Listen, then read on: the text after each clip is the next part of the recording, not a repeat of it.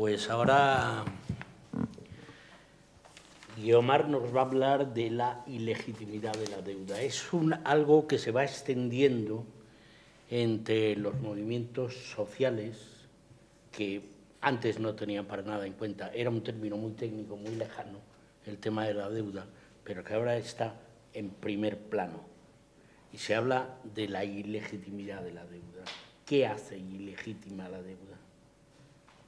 Bien, bueno, en primer lugar me gustaría agradecer a ETAC que haya organizado este acto, porque para la plataforma es fundamental todos los esfuerzos posibles, unidos, para ir desmintiendo todos estos discursos que nos meten en la cabeza sobre la deuda, sobre el intento de culpabilizar al conjunto de la población acerca de su origen, ¿no?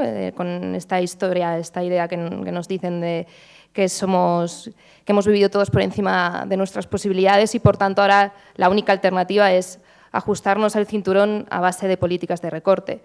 Y esta otra idea también muy interesante, que dice que la deuda tiene que pagarse, ineludiblemente, porque si no, poco menos que va a llegar el apocalipsis y vamos a ser objeto de tremendos problemas, ¿no? Entonces, yo he querido dedicar la presentación a intentar compartir con vosotros cómo desde la plataforma de la Auditoría Ciudadana de la Deuda hemos utilizado el concepto de deuda ilegítima como una herramienta política. Y cómo la hemos intentado aplicar al caso de la crisis española. Entonces, el primer elemento que es importante tener en cuenta y sobre el cual hemos reflexionado mucho en la plataforma es que el concepto de deuda ilegítima es un concepto político, una herramienta política. No es un elemento técnico ni jurídico. ¿Esto qué implica? Que su referencia procede de la justicia, de la ética, de la moral, no de la jurisprudencia nacional o internacional, como podría ser el caso de la deuda odiosa, ¿no? Que seguramente todos habréis escuchado mucho acerca de este tema. La deuda odiosa, para que sea catalogada como tal, tiene que cumplir 3 requisitos. El primero es que haya sido originada por un Estado despótico para mantener su poder. El segundo es que haya servido para beneficiar a esa élite poderosa en contra del interés común. Y el tercero es que los acreedores, aquellos que prestaron el dinero, fueran conscientes de todo ello. Bien, pues desde la plataforma consideramos que actualmente existen deudas injustas que a lo mejor no se ajustan completamente a estos 3 criterios, pero que no por ello debemos quedarnos parados y necesitamos herramientas que vayan más allá de las limitaciones de la jurisprudencia nacional e internacional, porque la injusticia política, social y económica que estamos viviendo trasciende también esos límites. Entonces, nos parece tremendamente interesante utilizar el concepto de legitimidad, porque la legitimidad o ilegitimidad va siempre 3 pasos por delante del concepto de legalidad o ilegalidad. Y la historia de los movimientos sociales y de las luchas sociales nos presenta un montón de ejemplos sobre cómo la sociedad, cuando se coordina, cuando se organiza e identifica un elemento que considera injusto o que sea legal, es capaz de transformar la sociedad y transformar las leyes. De esa manera evolucionan las leyes. Y me gustaría compartir con vosotras y con vosotros algunos ejemplos que, aunque sí que los conocemos todos, es interesante ponerlo en relación con la historia de la deuda, que parece algo como muy técnico y en realidad es algo muy político. El primer ejemplo es la esclavitud y los movimientos abolicionistas. La esclavitud fue una institución legal desde el siglo XVI hasta el siglo XIX. Y fue una institución fundamental para la creación de una superpotencia internacional como es Estados Unidos. Pero ya en 1830 había organizaciones sociales que luchaban en contra de la esclavitud, por hacer que la esclavitud fuera algo ilegal y erradicarlo. Otro ejemplo fundamental son los derechos de la mujer y el movimiento sufragista. El movimiento sufragista se supone que empieza alrededor de 1840 con la declaración de Seneca Falls. No fue hasta 80 años más tarde cuando en 1920 en Estados Unidos las mujeres consiguieron el derecho al voto. Solamente una de las mujeres que firmaron la declaración de Seneca Falls consiguieron votar, solamente de una de ellas. En España conseguimos el derecho al voto, conseguimos votar las mujeres en las elecciones de 1933 gracias al trabajo de Concepción.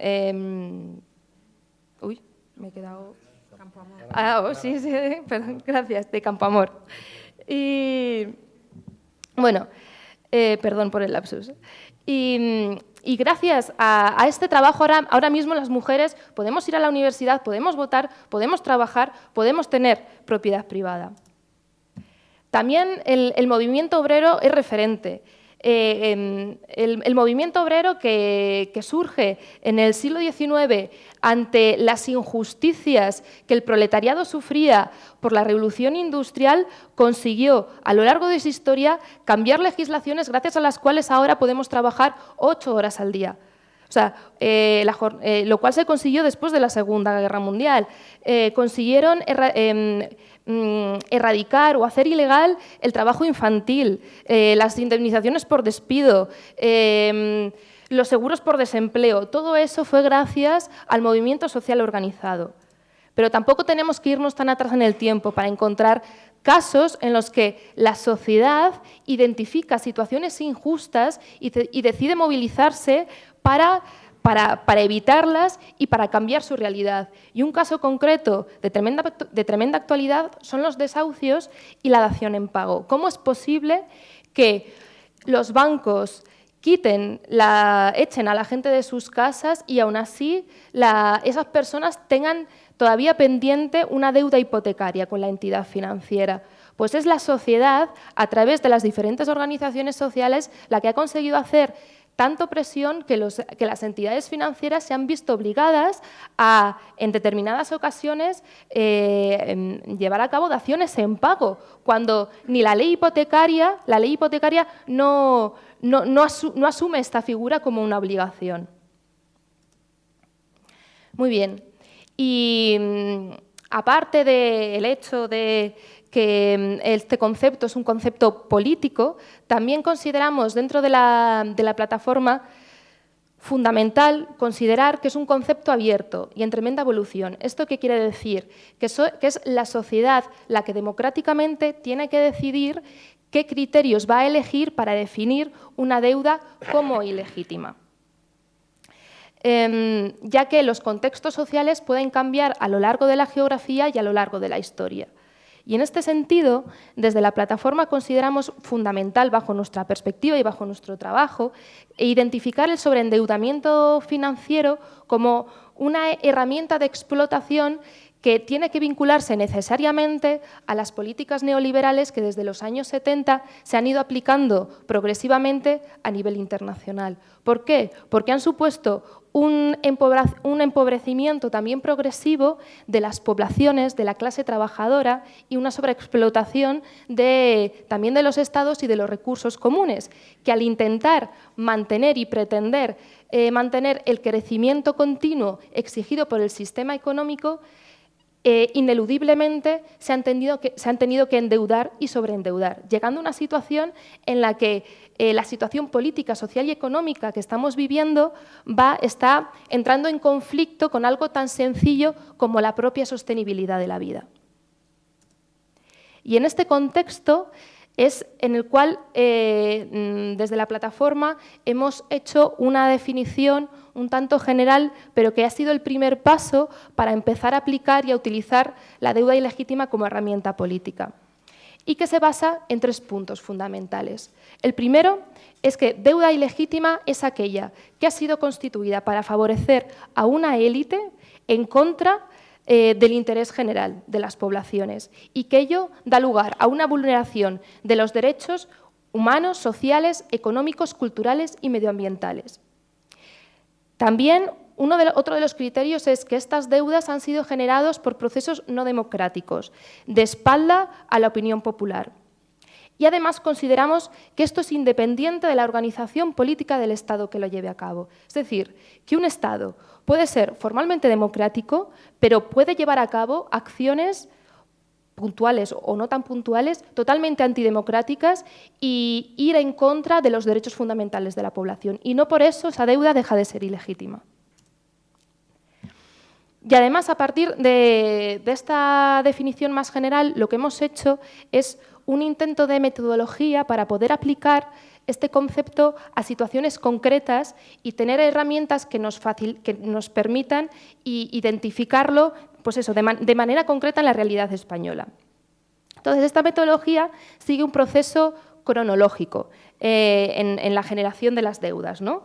Hemos diferenciado deudas ilegítimas según su origen, según su proceso de contratación y según su ejecución. Entonces, según su origen, hemos diferenciado además entre deudas que han sido generadas a través de mecanismos que han facilitado el endeudamiento y, por otro lado, deudas que obedecen a decisiones de los gobiernos que han ido en beneficio de una minoría y en contra del beneficio de la población en general.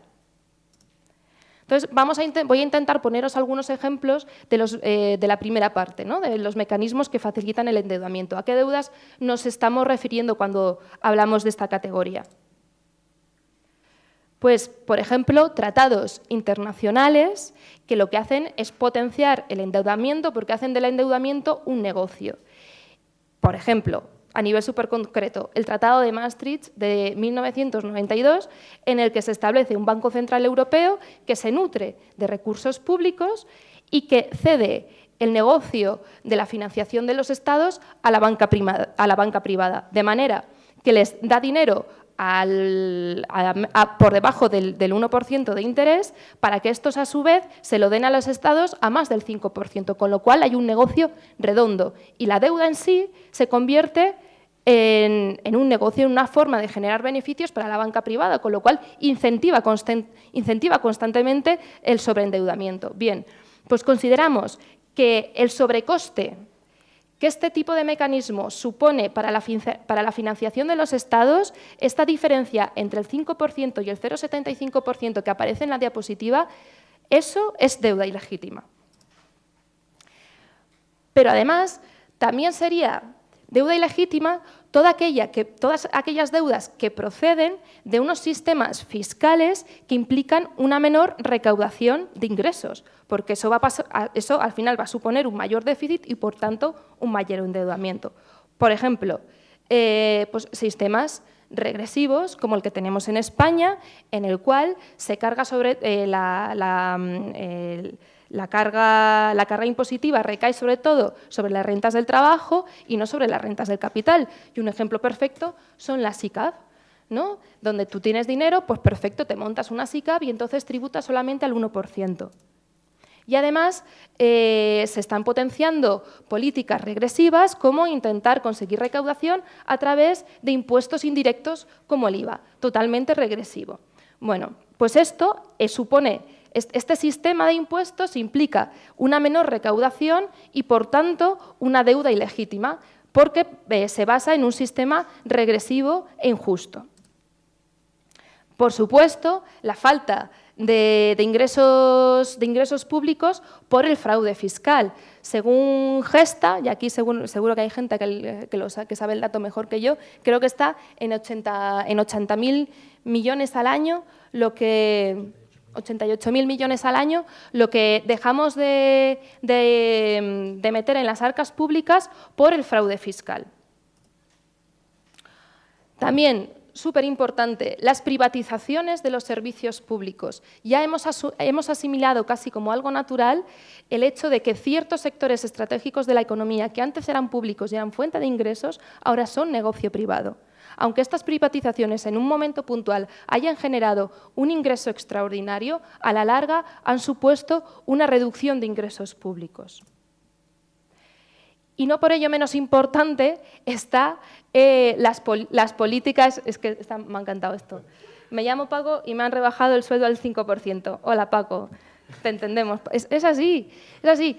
Todas las políticas de reformas laborales dirigidas a reducir los costes laborales, es decir, reducir el salario.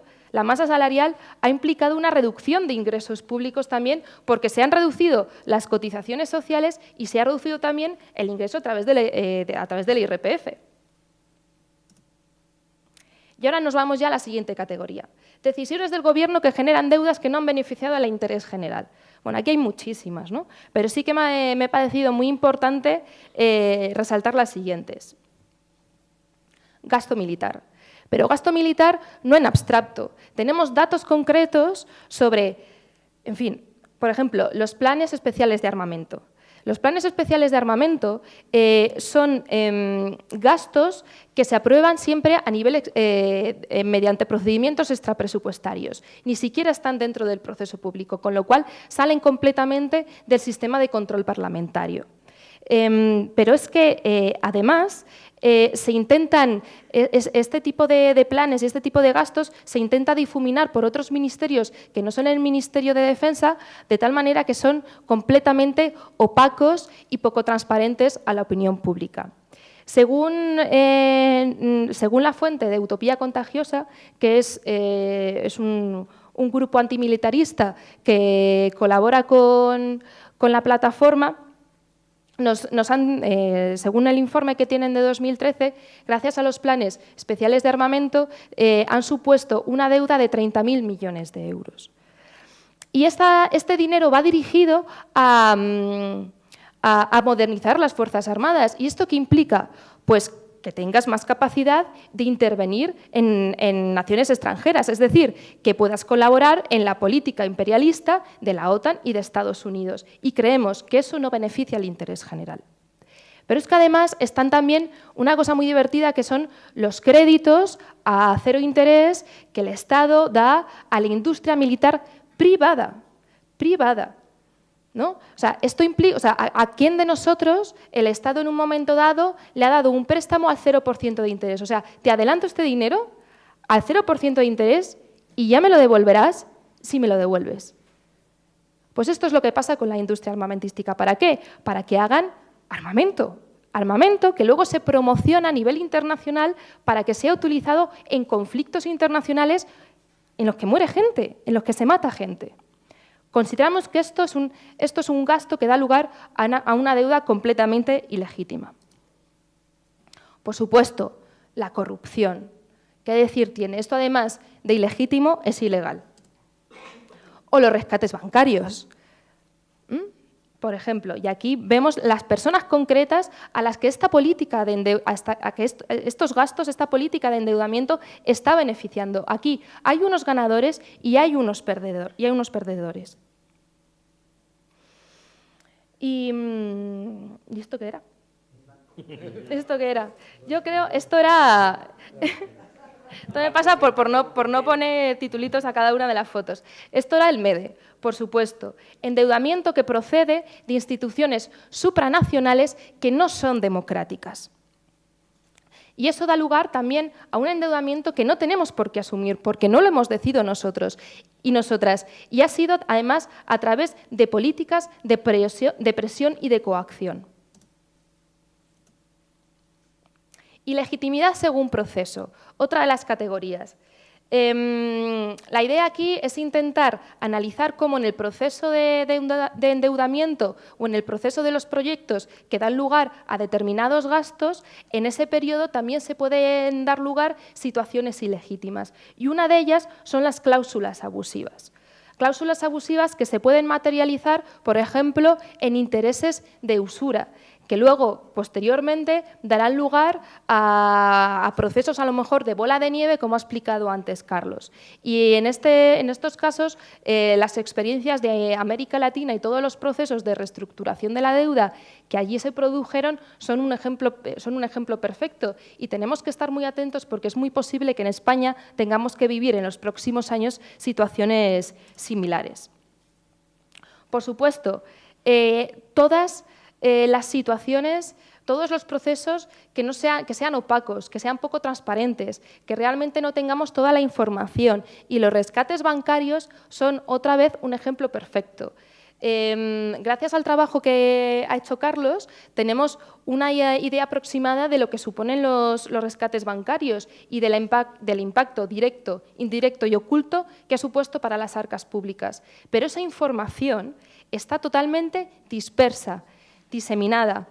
Se ha hecho de tal manera que parezca que no tiene un impacto, ¿no? Y prueba de ello es, por ejemplo, el Sareb, el banco malo, que se hace la triquiñuela de que parezca que no va a afectar a las cuentas públicas porque el 45% de su capital es privado, no, el 55% es privado y el 45% es público, pero luego todos los fondos que necesitan para comprar los activos es avalado por el Estado, ¿no? Con lo cual, si eso quiebra, quebramos todos. Y luego están los maravillosos elefantes blancos, es decir, aquellos proyectos que, si bien a lo mejor tenían un fin pues, positivo para la ciudadanía, como para hacer un museo, algo cultural, algo lo que sea, al final han tenido, por ejemplo, tenían asignado un presupuesto que al final ha sido duplicado, triplicado, vete a saber, multiplicado por cuántas veces, hasta llegar a ser una verdadera abominación. Y el caso de la Ciudad de las Artes y las Ciencias de Valencia es un caso referente, que además encima se está cayendo a cachos. O, por ejemplo, los aeropuertos sin aviones. Está muy bien, pues a lo mejor tener un aeropuerto pues tiene una función social, pero si ese aeropuerto al final no tiene aviones, ¿de verdad era necesario? Esto es un ejemplo claro de gasto ilegítimo que da lugar a una deuda ilegítima. Y otro caso, pues las contrataciones irregulares, ¿no? Que en un momento dado se pueden llevar a cabo y bueno, pues nuestro amigo Bárcenas seguro que podría dar muchísima información al respecto, ¿no? Vale. Y luego está el último punto, que es según ejecución. Ahí hemos diferenciado dos niveles, dos categorías, estado de necesidad y cambio fundamental de circunstancias. ¿Qué nos referimos con las deudas? A ver, aquí me refiero a que incluso si el origen ha sido legítimo, ¿vale? Esto era para hacer algo que nos parecía bien, que iba para el interés general. El proceso ha sido democrático y ha sido transparente. Si en el momento del pago, el pago de la deuda da lugar a un estado de necesidad social, ese pago es ilegítimo. ¿Qué entendemos por estado de necesidad?